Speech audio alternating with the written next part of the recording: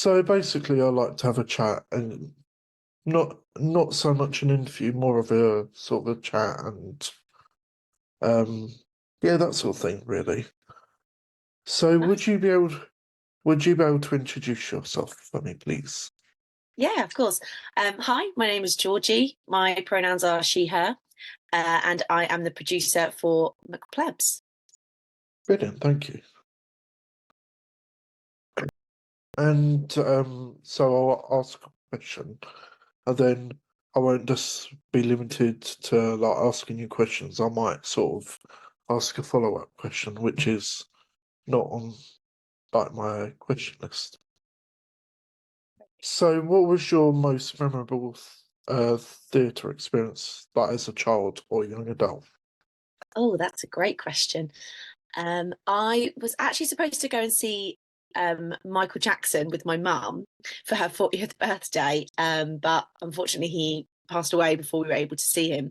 So we were already in London, and I was quite young, so I hadn't seen a lot of London theatre. So me and my mum went to see Hairspray, and it was the Oh, most amazing experience. We were sat it because we had the money and the financials from Michael Jackson. We were able to sit in the third row, and it was just amazing to be able to sit that close and see a show like yeah. that because I loved the film as well when I was a kid. So I think that's probably one of my most memorable ones. That's brilliant. Yeah, it's just brilliant, isn't it? Just like what you see. Like I remember seeing Mary Poppins when I was younger and stuff like that. Is there a production that you would like wish you could have seen at all? Oh, that's a good one. I really wish I could have seen the original cast of Wicked on Broadway.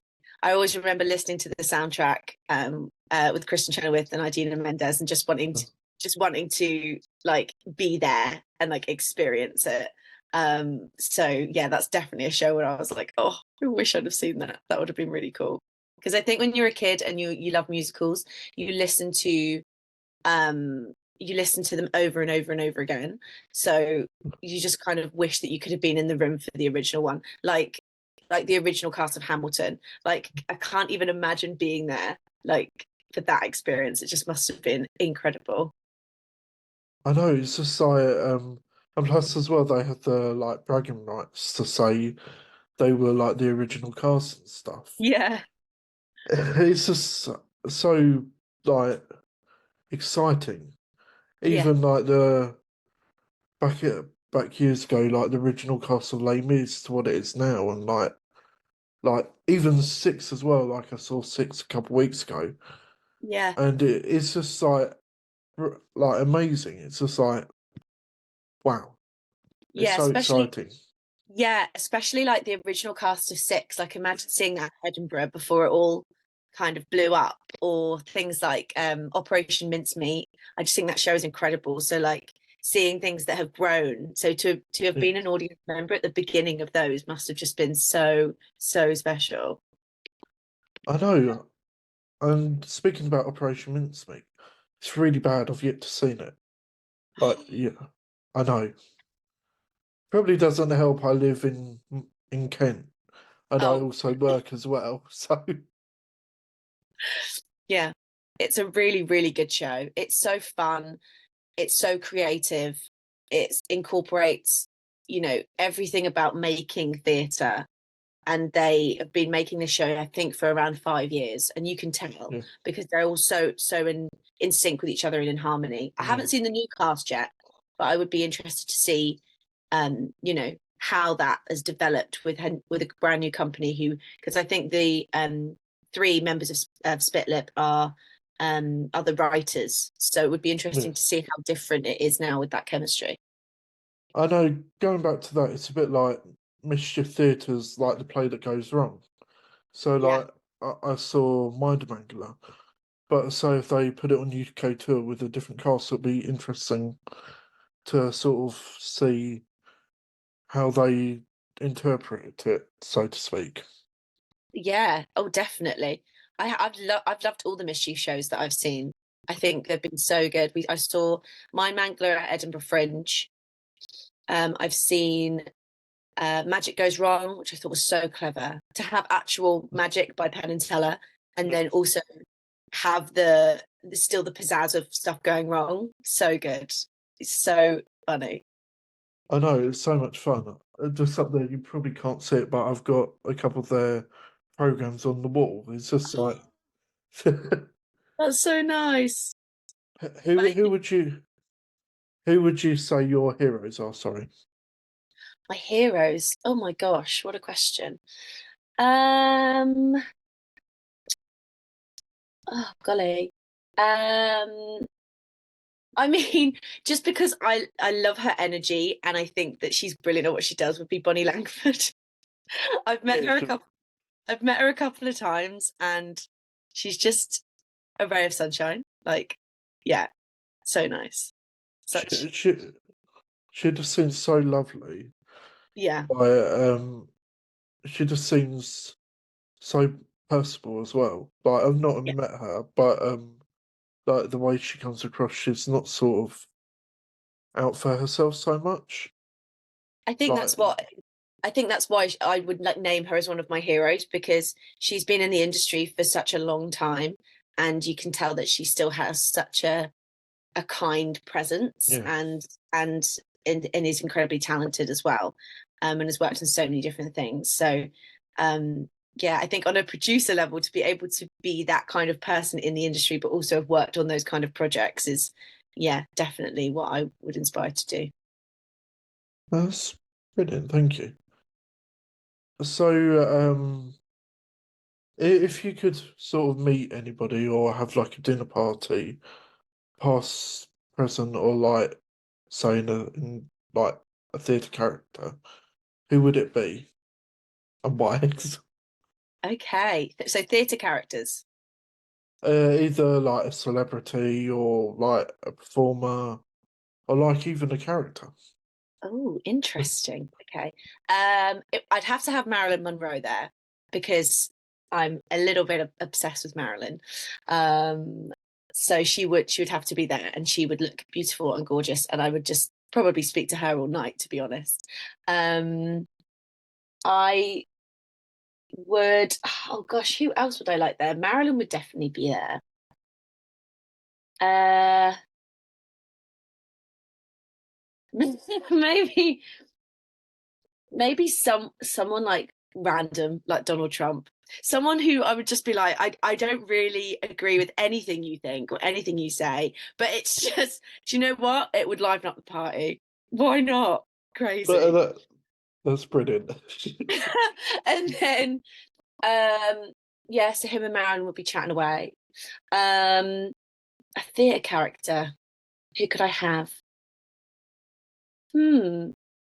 I mean, Elle Woods would be great to have at a party. Yeah, Like, should be great. yeah. Like, should be given a vibe. I think that would be great. And especially if she brought Bruiser because I love dogs. So I feel like that would be a great mix. Um, always. Um, and then probably I'd ask her to bring along Brooke Wyndham. So I think the vibes would be there, and it would be loads of women just chatting about women things, and also Donald Trump would be there because he's funny. There, great. That would be absolutely brilliant. That would be so much fun. And then I could just imagine Donald Trump would just be standing or sitting on his own in a corner. Yeah, he could get the drinks. Off he goes. So now talking about your show, what sort of person would like it? Why should they go and see it, sort of thing? So MacPlebs is kind of a show for a wide audience. You don't have to have seen Macbeth to understand it, but if you've seen Macbeth and you like Macbeth, you will like this show because a lot of the original writing is in it. We've meshed a lot of new writing with Shakespeare's classics, and it's really a hybrid of a little bit of mincemeat, a little bit of mischief theatre, and then a lot of the Raymundos, which is the company who's made it. So the show is very much for a wide audience. It's also just for people who want to have a laugh, people who want to come and have a giggle, who just kind of want to have fun. I think that's what Yeah. I'd say. It's so nice to actually have like fun shows as well because like I do like Les Mis, but then I also find like mischief fun and six fun as well. So like it's nice to have like to watch something fun instead of it just being sort of sad all the time and just Yeah, a different abs- atmosphere. yeah, absolutely. And I think that there's a lot of you know we have a lot of kind of stress in our everyday lives, and I think sometimes theatre can be lots of different things to different people. It can be educational, it can be moving, but sometimes you just want to have a laugh. So I think that hopefully that's what our audience is. That's what our audience is getting at the moment from Plebs. So long may it continue. That's brilliant, thank you. So what sort of thing would you do like if you weren't like producing or watching theatre? Like what sort of hobbies like do you Oh, do sort of thing? outside. Okay. Um, I like a good book. I'm quite a reader. Um, do love a good book. I love watching old films. I'm very much like a 60s and 70s kind of gal. So it's definitely my kind of vibe. I tried knitting for a while. It wasn't for me. I got very impatient. I couldn't do the tension grids. It just wasn't for me. But I mean, anybody who works in theatre knows it takes up a lot of your life. Hmm. It takes up a lot of your time. I have a full-time job at Hampstead Theatre, so I work in ticketing, and then also I'm Hmm. producing MacPlebs. So the joy of just sitting down with a good book and not thinking about anything is chef's kiss. I know. I also work two jobs as well as like doing all my theatre stuff. So like this afternoon, I'm gonna go off to like work at Tesco's for a bit, and then Yeah, I'm working at my other job tomorrow. Like it's just I sort of do theatre like because I enjoy it and because my family sort of said, "Oh, you need a proper job," because I would have gone into like doing like a sound or lighting sort of thing, like if I could have done. So this is sort of a nice alternative. yeah, absolutely. I think then you can. It's a way for to networking is so important, but it's also just a way to meet other people, see how they ended up where they are. That's been really helpful for me. I mean, I'm from Lowestoft, which is a really small town in Suffolk. Wasn't really a lot happening there theatre wise. So I moved to Bath and I did a BA in acting. Came to London and realised I didn't really want to be an actor anymore. But when I wanted to go into producing, I was kind of like I didn't really know how to kind of get my foot in the door. Mm. Didn't really know how to get myself in there. So I went to Mount View and did an MA in producing, and I think I just kind of realised that not everybody doesn't. Nobody knows what they're doing. Everybody's kind of Yeah, figuring it out as they go along, and I think that I just kind of found some solace in that. And I think it's just about everybody's kind of in the same boat yeah, a lot of the time, yeah. and it's just trying to figure it all out. Plus it doesn't help like the way sort of I need to be careful the way I say this. Our government sort of thinks about the arts, so to speak, Yeah, yeah, absolutely. Not because everybody, not everybody wants to be yeah, yeah, mathematicians. Not everyone yeah, wants to be scientists. I think yeah, the arts and the creative sector are a yeah, reflection of our society, yeah. and that's the way it's always been. And if we don't have that, it's incredibly dangerous. I know, and just like where will like new and future talent sort of come from? It's just yeah. Yeah, I it's need to be. absolutely I need to be careful what I say, though, because otherwise I'll go off on a tangent. fair enough. Absolutely fair enough.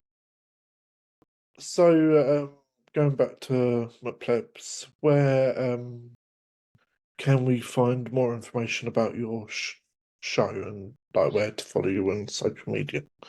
Yeah, absolutely. So you can follow me as a producer on Instagram at GLB Producer. If you want to follow the boys, aka the Plebs, they are the Raymundos, which is Raymundos Productions on Instagram and Twitter and Facebook. The show is performing at the Space on the Mile as part of Edinburgh Fringe Festival from the 2nd till the 17th of August, but not the 11th. We've got a day off, so don't come on the 11th. But we really hope to see you there. I mean, it's going to be a fun show. If you look on the socials, we've got a few sneak peeks and photos, and so have a look, see if it's your cup of tea. If not, come along, try something different. Definitely. What would you say? What would you say is your favourite thing about like the Edinburgh Fringe Festival? Oh, that's a good question. I went as a punter a couple of years ago, and I think just being there, because everybody always tells you what it's like. It's Mm. absolute carnage. It's always so busy. There's so many different things going on. I think the thing that I love is that you're being given an opportunity to see brand new theatre back to back. You can end up in a completely different venue, in a different space, seeing something that you did not even plan of seeing. And I think that it's giving a lot of opportunity to people who may be struggling to get the show programmed or have made a show and they just want to give it a go. They want to, try it out. I think it brings a lot of different people together. And I think there's around maybe 3,500 shows this year, which is just absolutely crazy. How are they going to fit us all in? But I think that's what I like is that being able to take in so much theatre. Like, I know that we're going to be performing while we're there, but we're going to be seeing so much during the day and meeting so many different people. It's like it's so condensed, and it's such a good opportunity to do it. And this is my first time producing up there, so I'm a little nervous, but I think I'm just going to hit the ground running and just throw all my eggs in the basket. Have you found sort of anything challenging, like producing wise, sort of that's maybe different to like a smaller like production, like in your local theatre? Yeah, I think the difficulty is of it. I think, which is obvious for anybody going to Edinburgh, is the financial side of it. It's trying to find the money to pay for the accommodation, the the venue, marketing, also trying to give some kind of funding to the performers, so they've got a bit of money in their back pocket when we're there, because we're going for 2 weeks, but especially if you're there for an Yeah, entire month, it's incredibly expensive. yeah, I think that's been one of the challenges. The other challenge is that I work full time, yeah, as do the two actors, so it's just trying to find that time to write and refine and yeah, make the show as best as it possibly can be. That's always a challenge, because if you're not in a rehearsal room for like 4 weeks, just rehearsing and trying yeah. things out, it's difficult to get that creative flow. So I think that's been one of the main challenges is just how do we keep it fresh and how do we keep developing it? Yeah, especially like with the financial side, I looked at sort of going this year, but I was like, I can't afford that. Yeah, It's absolutely. A lot of people are having that, and that's also why we're doing these previews down south as well. So we've just performed in Bath at the Mission Theatre, and then we performed yesterday, and we're performing again tonight at the Golden Goose in Camberwell. Not only is this a warm up for us, for me, I'm operating the show as well, so it's very new for me. So not only is it a warm up for the actors and for myself, but also it means that our friends who frankly can't afford to come to Edinburgh are able to see a version of the show before we take it up to Edinburgh. Sure, a couple yeah, of things may change. So it might not be the exact same show, but we're giving people the opportunity to see it for £10 here, instead of flying up to Edinburgh or getting the train up to Edinburgh and also yeah. staying, because there's so many different elements to fund when you get up there. Oh, definitely. So as you've been to like Edinburgh before, what are your top three things sort of to like bring with you, like as a survival pack, so to speak? Oh, that's such a great question. I love that. Um, a raincoat. If you're not taking a waterproof to Edinburgh, what are you doing? Um, but on the other side of that, a water bottle because it was it got really hot, really cold, and then really rainy. Like, I thought England was very much up and down. Scotland is a whole other kettle of fish. Um, and I'd also bring a really good pair of shoes because you're going to be walking around a lot, and there are a lot of hills. The Royal Mile is basically on its own hill. Um, so that is what I would bring. Just the normal kind of good survivals, especially the waterproof, because you don't want to be getting caught out and then at like 10 o'clock in the morning and then be soaked for the rest of the day and sitting in the show shivering. So And are you gonna, well, when you're up in Edinburgh, are you gonna try anything like different, like sort of flyering? Like, when are you gonna do anything different, like sort of thing? I think we're gonna flyer. I mean, last the boys came to Edinburgh in 2019, and they had their Shakespearean roughs on, and they ended up on BBC News, which was really exciting. They ended up on a little news slot about the Fringe. I think we're going to try some coasters. We might try some badges. I think there's going to be a couple of new things that we're going to Yeah, test out and see if they're nice little mementos that people can take away from Edinburgh with them. So yeah. yeah. It's all a matter of like sort of um what's it called? Like sort of making yourself known and memorable, so to speak. Yeah, definitely. I think it's about finding your USP in the show. I mean, one of the last lines in the show is we're going to be drinking until we shit. So, it kind of makes sense that we're going to be giving people out coasters. Um, so I think it's just trying to find what works for your show and what you think the audience would like. I think if I had a coaster, I'd be like, oh, that's a pretty Yeah. cool little thing. So yeah, hopefully it'll work. Well, what would you say, like your favourite aspect of seeing theatre is like say immersive theatre or like producing theatre? What's your favourite sort of thing that maybe not anybody else may think of?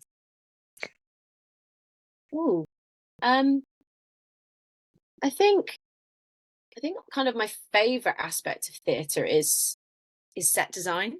I love coming into a theatre and seeing what they're doing with the set, be it simplicity, the fact that it's very minimal, there's not a lot going on, because then that makes me think what else are they going to do? But if it's very elaborate and there's so many details, there's so much to take in. Yeah, And you've got so many different places that your eyes can look. So you're yeah, incredibly busy. So it's either you're visually busy with this with a very busy set, or with a simple set. You're kind of thinking, okay, what else could come yeah. from this? So you're sometimes thinking, oh, there's something up in the roof. I'm like, is that going to come down? Is that going to like something? It's just like you. It's good to use like your imagination. That's probably why they sort of do it, I think. And Yeah, I think I think it's just interesting to see how different designers work and what kind of works for their style, and especially um the show we have on at Hampstead at the moment, Between Riverside and mm, Crazy. There's so much detail in the set. There's a fridge that's absolutely covered with, like, because it's set in New York, and there's a fridge that's absolutely covered with different flyers and magnets and stuff, that it's so detailed and so particular about what is on there, and it's all so accurate. So I think that those kind of elements are just the cherry on the top for me. well, what would you say is your like most favourite set design that you've seen like, in the theatre? oh gosh, I mean, it's a bit mainstream, but Hamilton. I just think it's cool. I think it's great. I think the fact that they've got the balconies around the side, it works so well, and you've got set that comes on and off, but the ensemble make it look so easy and quick, and so do the stage management. Like, I think, yeah, that is probably my favorite one. It's either that, or I do really like the original Heathers that came over to the other palace. That was a really nice set as well. Also Six. I just love Yeah. sets, and you know what? I'm working on a show that doesn't have any set. So as much as I love plebs, there's no set. Maybe one day we'll have a set, but at the moment, you know, that's the element of the Fringe. We've got a 5-minute get out time. That's all of our time to get ourselves out, reset the tech, get all the props. I cannot add a set to that either. So No, that's sort of like very like impossible, like to do it that quickly. yeah, the get around for Edinburgh is it's very, very quick. We have a 5-minute get in and a 5-minute get out. So I'm going to be timing myself before we go. I'm going to be doing like dry runs just to make sure I can get in and get out. Wow. So I think it will be fine, but that's also why in this rehearsal time it's so important for us to make sure that we're making the show as tight as possible, making sure that like nothing really runs over, just making it as meticulous as possible. That sounds so stressful. Oh yeah, it's great. I love it. Well, what would you say, like, what would you sort of say your most scariest moment is in, like, the theatre, like, maybe producing, or even in your personal life? uh Scariest moment. I think when I actually think when I decided I didn't want to be an actor anymore. That was quite a scary moment because I'd done 3 years of training. I'd been doing little bits and bobs in the industry for 2 years, and I dedicated 5 years of my life to this thing that I wanted to do. And then suddenly I didn't want to do it anymore. So that was quite terrifying because I didn't really know where to go for the next bit. I didn't know how to get into the next bit. I didn't know what I wanted to do. This was during the pandemic, so I moved home to Lowestoft. I worked in a COVID testing centre for 50 hours a week, just trying to figure out what I wanted to do. And then I wrote a show called Me Ansem, which went to Norwich Fringe. And I felt like I was kind of getting my groove back, but something still wasn't right. I didn't know if I didn't know what bit of it I didn't like. Did I not like the writing, the acting, the producing? Because I was doing it all in this show. So I think that was a scary time when I didn't know where I knew I wanted to work in the arts. Kind of similar to yourself, I knew that my place was in the arts and I knew I wanted to do something there, but I didn't know what that thing was. So yeah, that was quite a scary time. It's sort of really eye-opening as well, isn't it? Like the way you sort of think, I don't want to do like I've had apprenticeships in like web design. Like my training is in IT, but I've always been interested in theatre. Like when I was at school, instead of I used to like work backstage and stuff like that. Mm. So it's sort of like you need to sort of figure it out and like work it all out and stuff like that. So I completely like get that. Mm. Yeah, absolutely. I think, like you said, it's hard when you commit so much of your time to it, and then it becomes so much a part of when we were doing our acting training. It was very hard to kind of get any other hobbies or anything in. So it was a very intensive time. So you kind of come out of that going, well, I have to be an actor because this is all of what I've done for 3 years. So Mm. but I'm very happy and very lucky to have found something that I feel I can work with and something that I can work towards. So yeah, That's brilliant. And I've literally got one more question. cool. So, in 3 words, why should they see your show? Oh, MacPlebs is bonkers, Shakespearean, and hilarious. I'm gonna go out there and say it's hilarious. So yeah. That's brilliant. I do usually ask when I have a chat to people, if they can ask my next guest a question. So the next guest won't see the question. I will like put it in my questions when I sort of interview them. So Okay. what's your sort of question? I want you to ask them if they were a biscuit, what biscuit would they be?